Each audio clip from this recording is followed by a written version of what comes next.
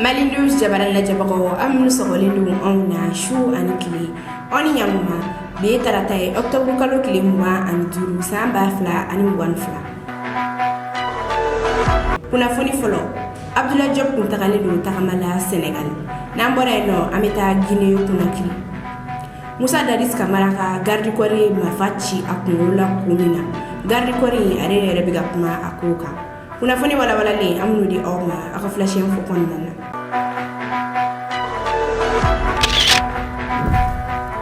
kuna funda mnena ubetananye Mali koronfelala Thailand dogotoro do ali kumilelendo Mali koronfelala ay dogo ko sagadeke abenu mo do bulu ngabi tarata octobre kalo kile muwa ani du amalunismo ay kuna funi soro ko Thailand dogotoro ke ali ko ni lablala nga yasa dogotoro ke misiga labla chugoya mina sefa war million kemedi sarala kaboka da okuluka afrene wati na kusisa Thailand dogotoro ke ko ni ali sera aka jamana na kaba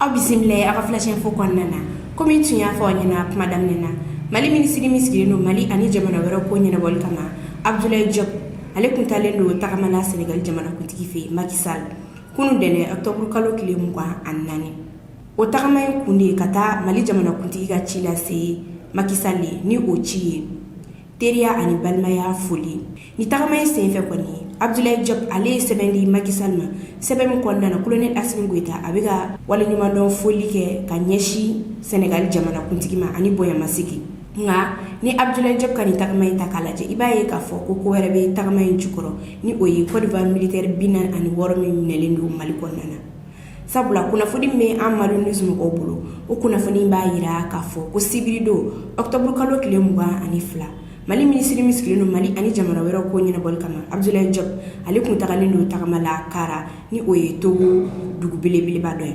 takamay sefe Abdoulaye Diop ale ni fornya sengbe Togo jamana kutigi wi nyogoy do ke kara ngani mo ko flam doro kuti nyogoy keneka Côte d'Ivoire délégation do fene yira ni nyogoy keneka mo ko se ga fuko nyogoy ko ni ale kunce chugo nyumana sabula jatemino ba yira ka foko Côte d'Ivoire militaire binan ani worom ne no Mali konnana gwa blali o sera kunce wagatima Abdoulaye Diop ale takamala Togo o ko fe kunu dene awila ka kunda Senegal kani ani Macky Sall nyogoye doke komi obela jilimba kalama ni affaire nyerena Macky Sall ale mogo mi chesirlendu kosobe ni koina wa Union Africaine ni mogodo anfleni watimna ko sisanno Macky Sall ale ni Abdoulaye Diop ko ni nyogoye kofe kunu dene Macky Sall ale wilila ka kunda iliaka ni oyi Arabie Saoudite fabay kunu klela to duni kofe kuna foni flana Mali constitution kura mi barawe sena a seben tara kadi parti politique and société civile ma kunu dene octobre kalo kile muga annani komi obela jelema kalama jakulu dari sigira sinka yasa kani baraw bela jilinke o jakulu mugodoni ale togo ko docteur Brahima Fomba kunu nyogonye keneka ale kumata aka kuma konnana ay wala like yelema munu binake Mali constitution kura en konnana ni olu dawye ka Mali kando bala ka Mali jugoro na folo do bala ka kala fili baraw labe ka damne depuis élection fukata se jamana kuntigi kura sigilima ka dobo gouvernement mugola oni anyona chama Dr Brahima Fomba ka kuma kofe Fuseni Samaki ale kumata ni ale mogoy ni jekulu yire nyamogoy ale Fuseni Samaki ka kuma konnana aya yira ka fo ko Mali constitution kura mi baraw be sina ka sebe o mada Bamako doron ubla la kata Mali région bela jirinina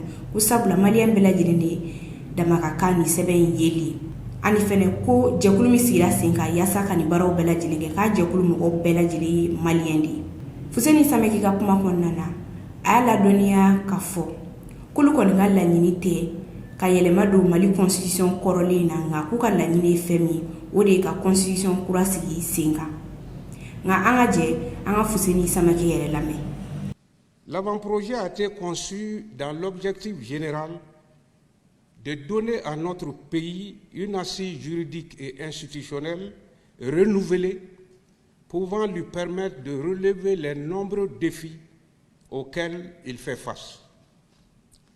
Pour ce faire, les principes directeurs autour desquels l'avant-projet a été bâti sont notamment la responsabilité, la transparence, la redevabilité, compte tenu des enseignements de l'expérience récente qui a plongé notre pays dans la crise.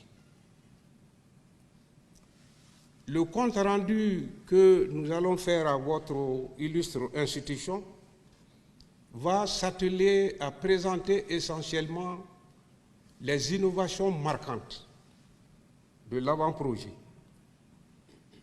Et les éléments novateurs sont assez importants puisqu'il ne s'agit pas d'une révision, mais bien d'une nouvelle constitution.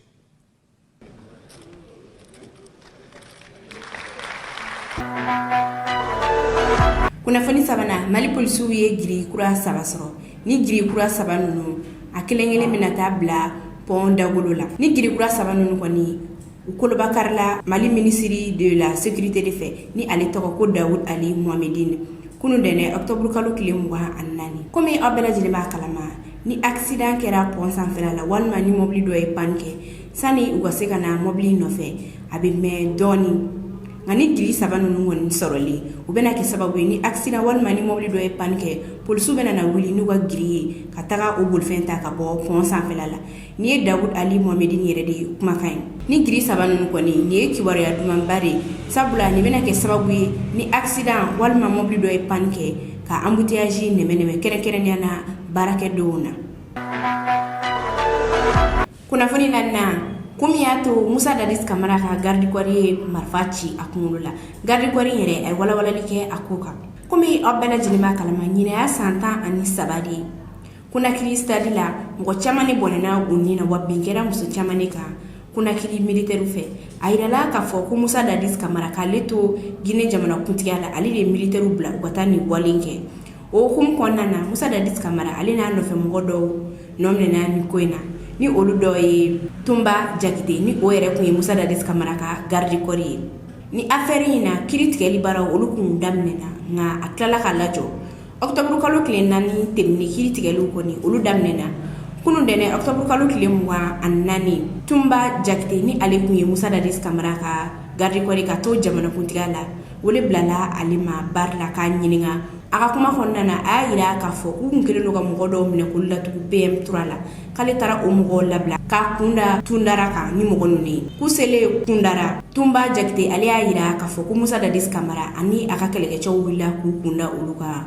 Kundara yen nɔ wa ko Musa Dadis Camara se ani a ka cun ka bɔ mobili kɔnɔna na a taga ale ma k'a kɛ kuma caman ye ale ma wa waati dɔ la yɛrɛ k'a y'a bolo fili ale ma Jakite ka kuma kɔnɔna na a y'a yira k'a fɔ ko Musa Dadis Camara ka kɛlɛkɛcɛw kɔni kun kelen don ka marifa de ɲɛsin ale ma k'ale kɔni kun sigilen don a kun tɛ ka kuma nka ko kɔfɛ kuma kɔnɔna na ale ye marifa minɛ k'a ci Musa Dadis Camara kunkolo la an ka jɛ an ka Tumba Jakite yɛrɛ lamɛn ni ale kun ye Musa Dadis Camara ka garde corps kɔrɔ ye a bɛ ka datigɛli kɛ nanzarakan na. J'appelle Makambo.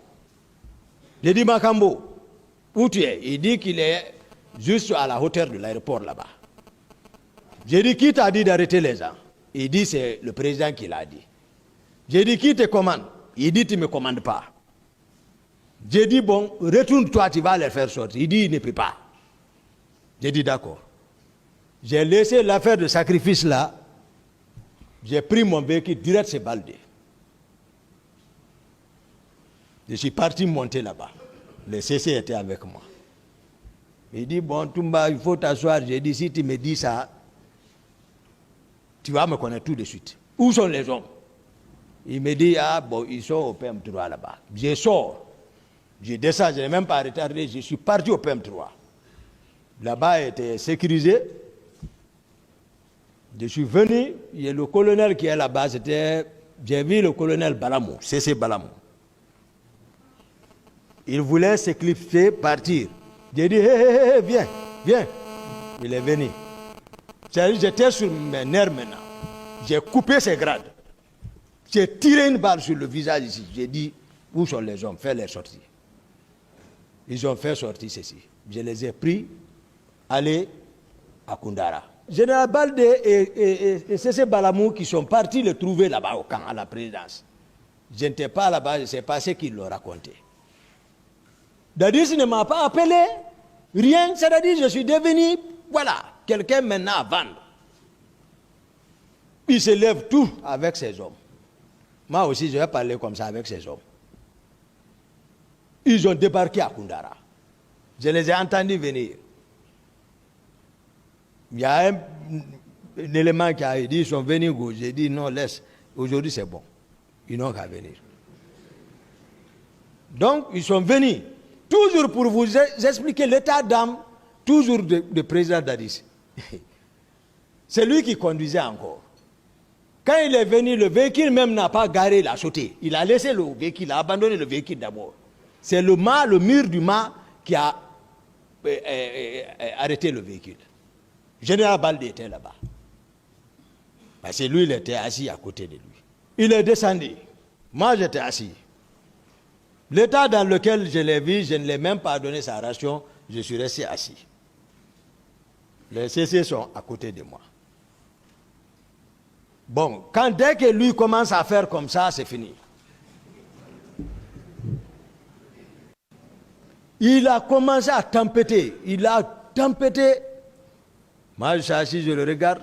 Pendant ce temps, les hommes aussi m'ont encerclé, chacun a engagé son arme. Les propos en train d'être tenus maintenant. Tu vas connaître tout de suite ce que tu fabriques. Ici, tu vas connaître. Chacun est en train de parler. Je suis assis. Donc, Dadis est venu, je suis assis, il tape ma tête. Je les avais prédit, quand tu viens, tu tapes la tête de ton conseiller spirituel. S'il t'avait montré A, il va montrer Z. C'est ça? Pendant ce temps, Makambo est en train de courir, aller prendre l'autre arme. Les armes sont braquées sur moi. J'ai dit à ma garde, j'ai dit, donne ma l'arme ici. Il m'a passé, Dadis, lui, il est en train de parler, je l'ai directement visé sur la tête. Maintenant, je suis parti sur les autres.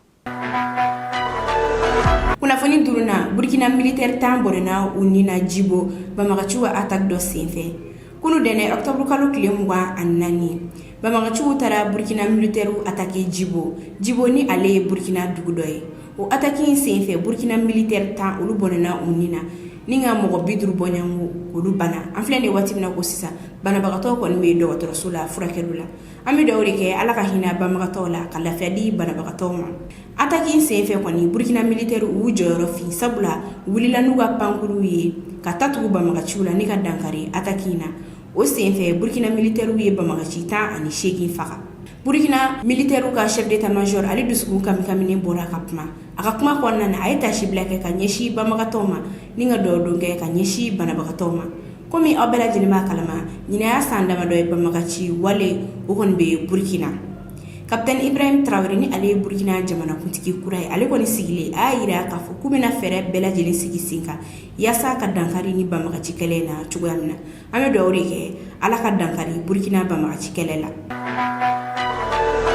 Amena nga bi kunafoni kunche kaski doni neka. Bolfen sen flatibu ani sen sabatibu kaski doni ngoni obena ke jago ya oluma ni o jago ya lere be damne décembre kalo kle folo 2022 ni code de la route mo ga sharia kura talini nga kaski doni tena ke jago ya bolfen sen fla walma sen sabatibu dorma ali mo ko mena sigi u kofe abena ke olufene ma jago ya mesegi kuma nga tuguni mogo minu mena sigi bolfen sen fla walma sen sabatigi u kofe kaski doni mena ke olu fene ma jagoya ni o jawali yere be damne décembre kalo kile folo 2022 otumala ama nyini bolfen sen fla tigu ani sen sabatigu fe ani mogo minu mena sigi u kofe u bela jiren hu jija wa kaski kelengele mu soro sani décembre kalo kile folo 2022 che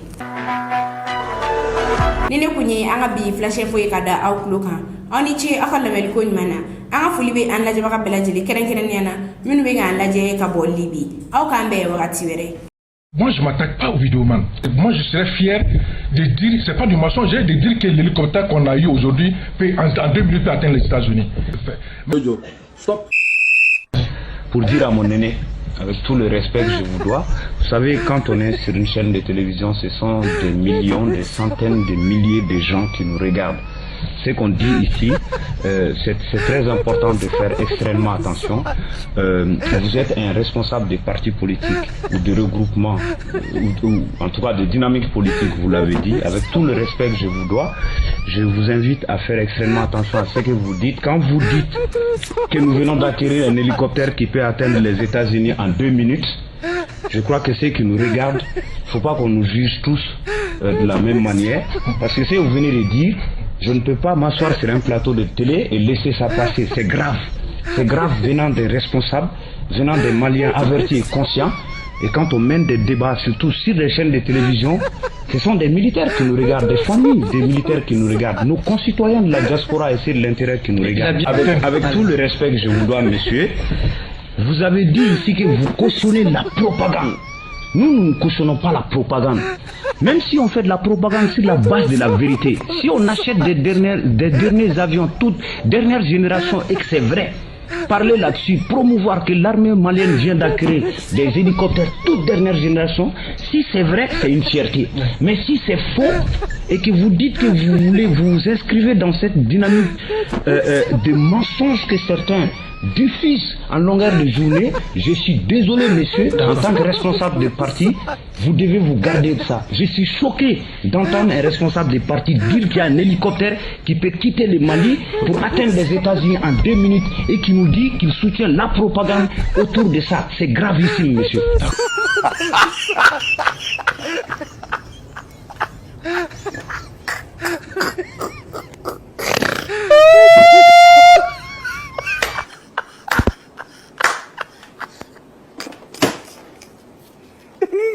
Viewers, apologize, I'm continue.